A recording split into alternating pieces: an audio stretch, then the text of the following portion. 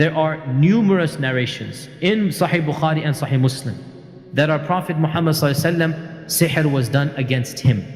Aisha narrates that sihr was done on the Prophet ﷺ, and he began to imagine that he had done something when he hadn't done it. The Prophet ﷺ would wake up in the morning believing that he needed to do a ghusl. Means he was intimate, but he had not been intimate.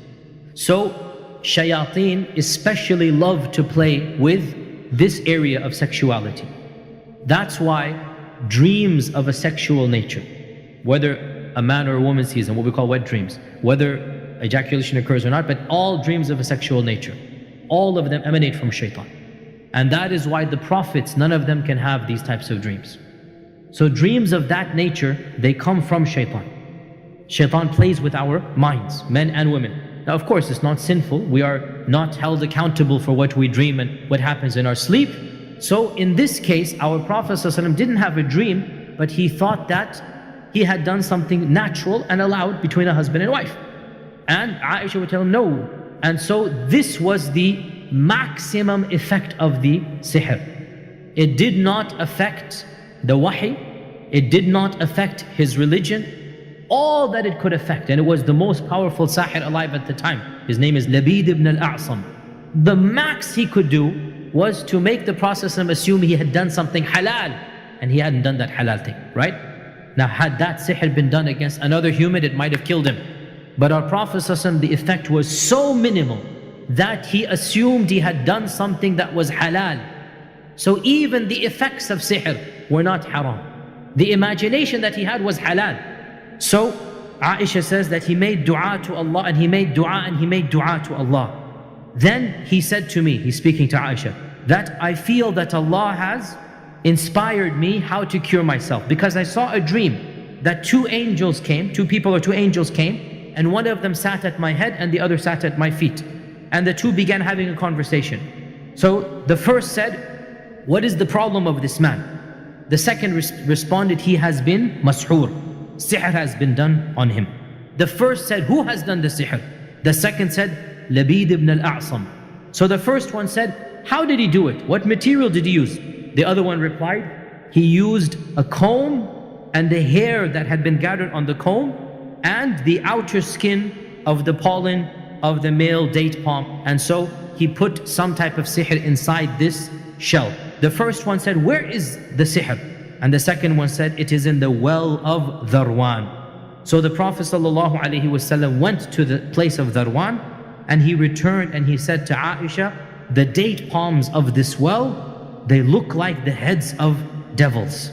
And the water of the well is dark bloody. And Aisha said that, did you take out that magic with which the sihr was done? And the Prophet ﷺ responded in one narration, no. For Allah has cured me of that, and I'm afraid that if I take it out, it might cause more harm if the people see it and whatnot. And so the well was ordered to be destroyed and covered up. We learn many things from this narration. First and foremost, that Iman and Taqwa in and of itself does not necessarily 100% protect you from sihr. Rather, it can minimize the effects of sihr. We also learn from this narration that most magic occurs by using some type of body parts of the one upon whom the magic is done. So the most common things used are hair and nails, and also clothing items. We also learn that one of the main ways to combat sihr is through dua to Allah, because Aisha says he kept on making dua, he kept on making dua. According to another hadith, the angels recited Surah Falaq and Surah Nas.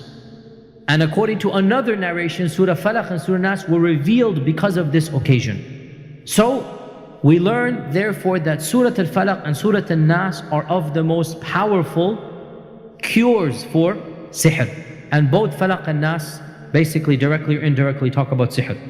وَمِن شَرِّ النَّفَّاثَاتِ فِي الْعُقَدِ. I seek refuge in Allah from the evil of those women who are blowing on knots. One of the types of sihr is to take some hair, to take some item and tie some knots and then do your incantations, similar to voodoo dolls in our times, right? You throw a pin in and you do this. So all of this is types of sihr. I seek refuge in you from the evil of those that are doing sihr. And قُلْ أَعُوذُ بِرَبِّ النَّاسِ مَلِكِ النَّاسِ إِلَّهِ النَّاسِ مِنْ شَرِّ الْوَسْوَاسِ الْخَنَّاسِ الَّذِي يُوَسْوِسُ فِي صُدُورِ مِنَ الْجِنَّةِ وَالنَّاسِ. General seeking refuge in Allah from the jinn. And the jinn are the cause of sihr. So we are talking about sihr that is in our vernacular called black magic or the dark arts. You cannot have sihr without the jinn. Every sihr has to have jinn involved. Because in the end of the day, how does something happen? The magician has no power. The magician pretends that he has power. In reality, the power of the magician is nothing other than the physical, natural services of the jinn. And we understand that the jinn have, for some reason, agreed to help the magician.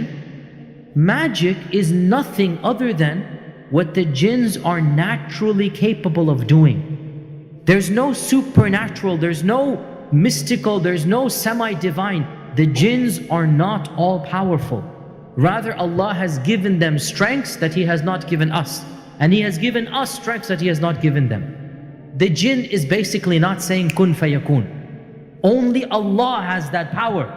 The jinn does not have what we would call genuine supernatural power. Whatever the jinn is doing, the jinn has the power to do physically, because the jinn can enter the body and the jinn has access to the blood. As we know, the Prophet said the jinn runs in the blood, right? He has the hiddenness, he can transfer knowledge, he can do this and that, and the jinn has other powers we might not know about. But it's physical for the jinn and not supernatural. So, all sihr is basically jinns doing their tricks. How do we combat magic? Remember that you are reaching out to another world, and that is the world of the jinn. And you do not have the physical strength to combat the jinn. You only have one power, and that is La hawla wa la quwwata illa billah. Allah has the power over the jinn. So the only way to combat sihr is to reach out to Allah subhanahu wa ta'ala. And Allah can nullify the sihr like He did to our Prophet sallallahu alayhi wasallam. And the power of the Quran is the most effective in eliminating the jinn.